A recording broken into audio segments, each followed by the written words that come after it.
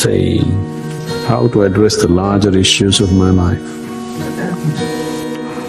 There are no large issues in your life. Somebody needs to help me understand that.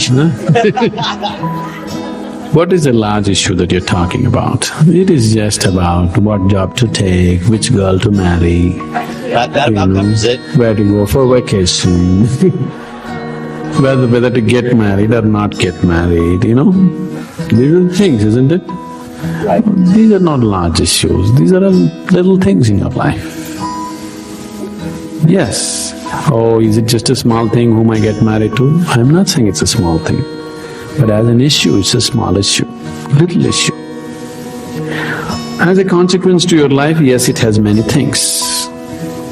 But this is something that human beings have done for millions of years. We have enough experience on these things, isn't it? We know that whatever job we take, whoever we marry, it is just the way we make out of it. Every experience of life, you can make it an enriching experience. Every experience in your life, you can make a curse out of it. See, there is nothing wrong in your job, whatever job you're doing. There's nothing wrong getting this job, there's nothing wrong in losing this job. There's nothing wrong in getting married, there's nothing wrong in getting divorced. There's nothing wrong in not getting married. There is nothing wrong in anything, there's nothing wrong in this or that. But it is just that you make misery out of it, that's wrong. If you do this, you make misery out of it. If you do that, you make misery out of it. That's what is wrong with you. So you got married, is it wrong? That's not the point. There's nothing wrong with it. You did not get married, is it wrong? No, there's nothing wrong with it, that's wonderful too. You got divorced, is it wrong? No, that's also wonderful. It is just that you make misery out of everything, that's what is wrong. You just address that one issue, everything will be settled. That's what we are looking at. How not to make misery out of everything. If this one thing is settled, everything is settled, isn't it? Yes. If you know how to walk through this world joyfully, through marriage and divorce and celibacy and everything, if you know how to walk through this joyfully, what is the problem? Whatever you do is beautiful, isn't it?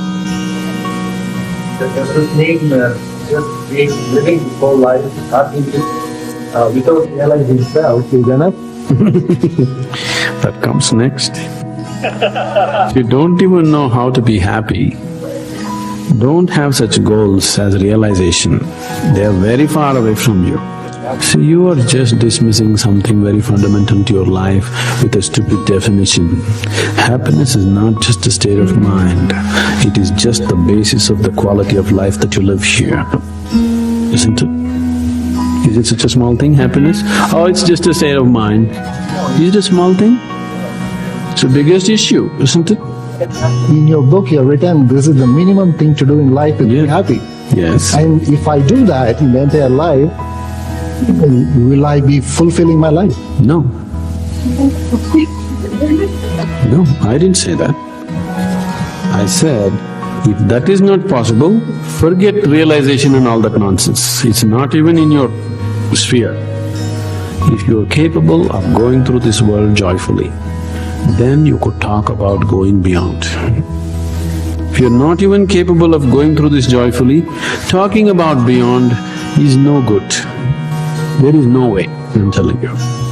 There is simply no way. For a person who is constantly creating inner battles all the time, how will he deal with the bondages of life and how will he transcend that? There's no question. It doesn't arise in your life. So first thing is working towards to be a blissful human being. If that happens, the rest becomes very simple.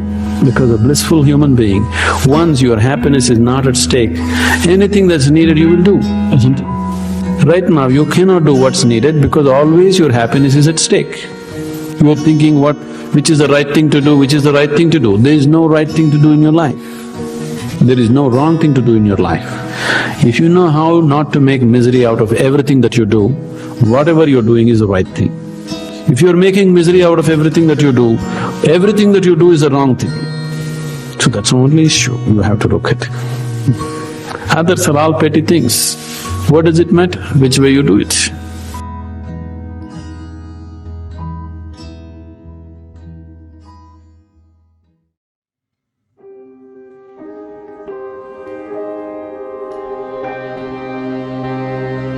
The scriptures say that this universe that you see with your physical eyes is not here to make you happy.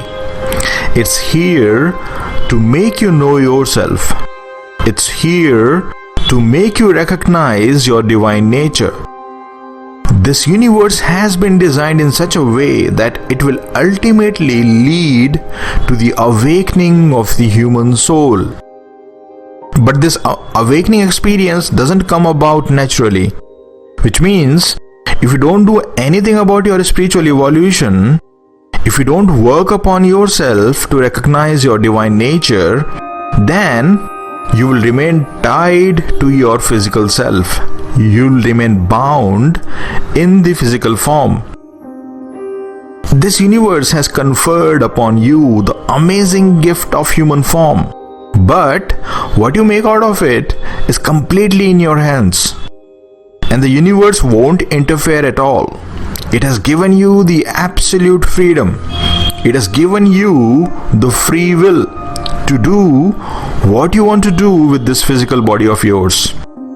You can use it to terrorize others, and you can also use it to serve others.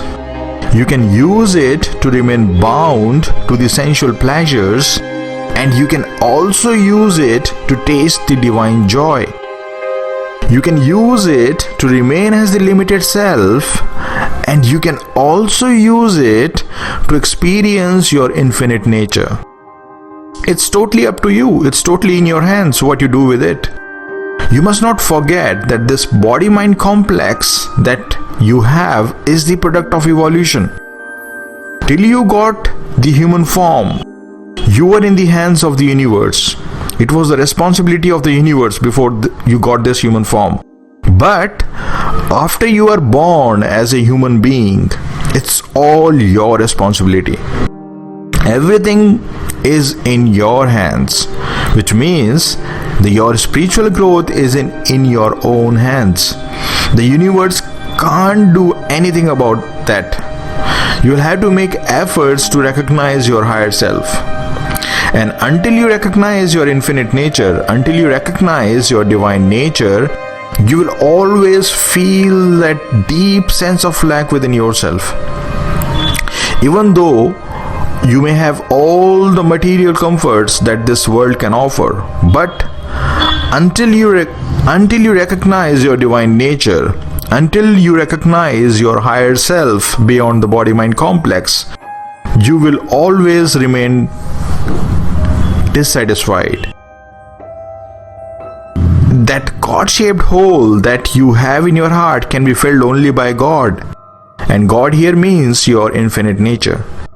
Till you recognize your divinity, you will remain subject to all sorts of dualities: pleasure and pain, happiness and sorrow, heat and cold, honor and dishonor, victory and defeat.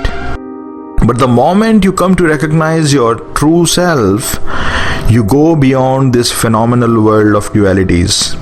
You go beyond all these pairs of opposites. Actually, you know what happens when you recognize your true self? You come to realize that you are not the mind.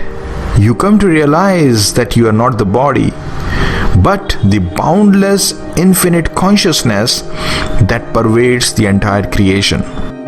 And with this, you also come to realize that it was not the real you which was getting affected by the pairs of opposites. It was the body-mind complex that was, getting affected by them. And with this experience, all bondage disappears. All limitations, all sorrows and suffering come to an end. You now constantly remain in touch with that incredible bliss of your own higher self. But for all this to happen, you must make the effort. You must make the constant endeavor to go beyond the limited self of body and mind. Universe will surely help you if you sincerely, try to walk the spiritual path. It will bring about favorable situations in your life for spiritual practices, that is for sure. The universe can show you the way, but it's you who have to walk the whole path to reach the destination of self-realization.